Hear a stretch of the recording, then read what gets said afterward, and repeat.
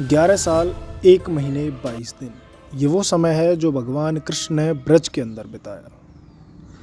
इस समय में से कहीं पर 1 घंटे, कहीं 1 दिन तो कहीं 1 हफ्ते के लिए उन्होंने अपनी लीलाएं की।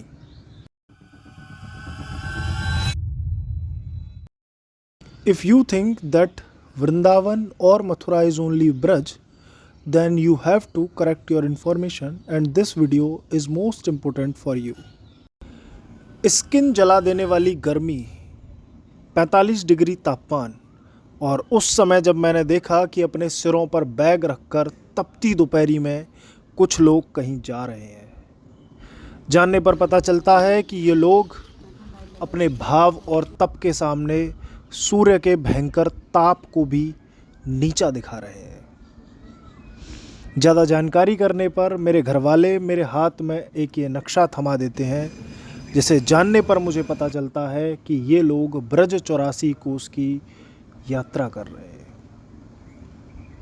फिर इसके बारे में काफ़ी सारी रिसर्च और जानकारी जुटाने के बाद आपके सामने ये वीडियो मैंने प्रस्तुत किया है। इसकी प्रेरणा मुझे उन लोगों से मिली जो तपती दोपहरी में अपने तप के सामने सूर्य के ताप को फीका कर रहे हैं और 252 किलोमीटर से ज़्यादा की यात्रा को नंगे पैर 45 डिग्री के तापमान में कर रहे हैं। ब्रज को समझने के लिए आप छोटे से एग्जाम्पल को ध्यान से सुन लीजिए। मान लीजिए एक बच्चा एक घर में पैदा होता है, तो उस घर में वो अलग अलग एक्टिविटीज़ करता है।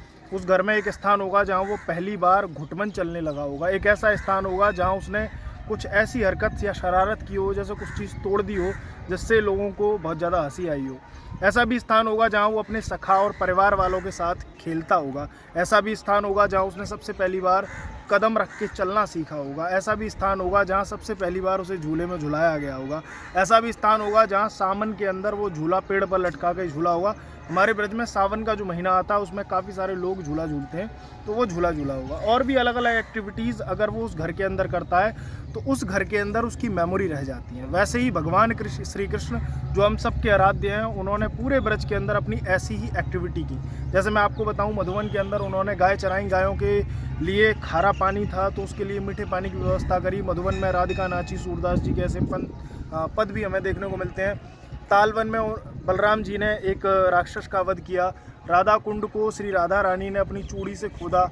श्याम कुंड को भगवान श्री कृष्ण ने अपनी एड़ी से बनाया। मानसी गंगा को उन्होंने गंगा के रूप में ब्रज के अंदर प्रकट किया। ब्रज के अंदर चारों केदारनाथ, बद्रीनाथ, गंगोत्री, यमुनोत्री ऐसे धाम भी हैं जिन्हें नंद बाबा यशोदा मैया के लिए भगवान श्री कृष्ण ने यहीं पर प्रकट करवा लिया।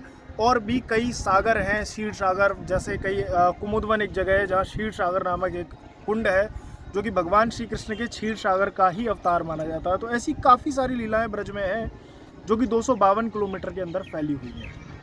तो अब सबसे बड़ा सवाल ये है कि आज 5000 साल बाद भी ब्रज एज इट इज जीवंत कैसे है। 5000 साल पुराना कुंड, श्री कृष्ण कुंड जिसके पीछे मैं खड़ा हुआ हूँ, आज कैसे जीवंत है? तो इसके ऊपर कई सारे तपस्वी साधुओं ने अपना जीवन खपाया है, तब आज ब्रज सुरक्षित है। मैं आपको बताना चाहूंगा कि मुगल आक्रांताओं के टाइम पर कई बार ब्रज पर हमले हुए, अलग अलग मंदिरों को तोड़ा गया, वहां से विग्रहों को निकालकर पुजारी दूसरी दूसरी जगह ले गए और ब्रज बदल गया एक घनघोर झाड़ियों वाले जंगल के अंदर।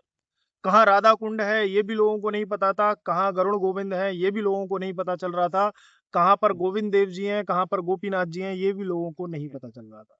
तब उस समय भगवान कृष्ण के ही अवतार जिन्हें माना जाता है, श्री चैतन्य महाप्रभु जी और उनके 4 शिष्यों ने मिलकर ब्रज की दोबारा से खोज की। उनके 4 शिष्यों ने अलग अलग जगहों पर जाकर ब्रज के अलग अलग कुंडों की जांच की, भागवत जी में से पढ़ा, अन्य पुराणों में से पढ़ा कि कौन सी जगह कौन से स्थान पर है, और दोबारा वहां जाकर लोगों से मिलकर उन चीजों का उद्गम दोबारा से करवाया। महाप्रभु बल्लवाचार्य जी का भी ब्रज को जीवंत करने में काफी श्रेय जाता है। उन्होंने 84 कोस के पूरे प्रांगण में अलग अलग जगहों पर भागवत की कथा सुनाई, जिससे लोगों के अंदर दोबारा से कृष्ण भक्ति का उद्गम हुआ और भगवान श्री कृष्ण का प्रिय ब्रजमंडल क्षेत्र दोबारा से हम सबके सामने आ पाया। तो उन सभी को मैं इस वीडियो के माध्यम से नमस्कार करूंगा।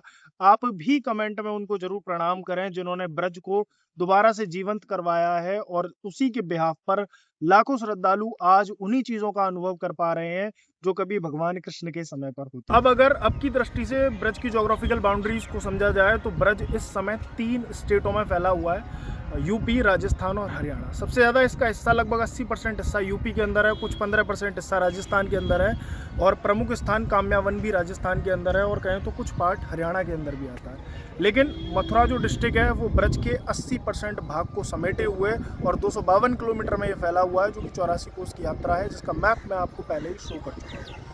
तो आज के वीडियो में इतना ही। अब आप किस टॉपिक पर डॉक्यूमेंट्री वीडियो चाहते हैं जो ब्रज से रिलेटेड है, कमेंट बॉक्स में ज़रूर बताएं। राधे राधे।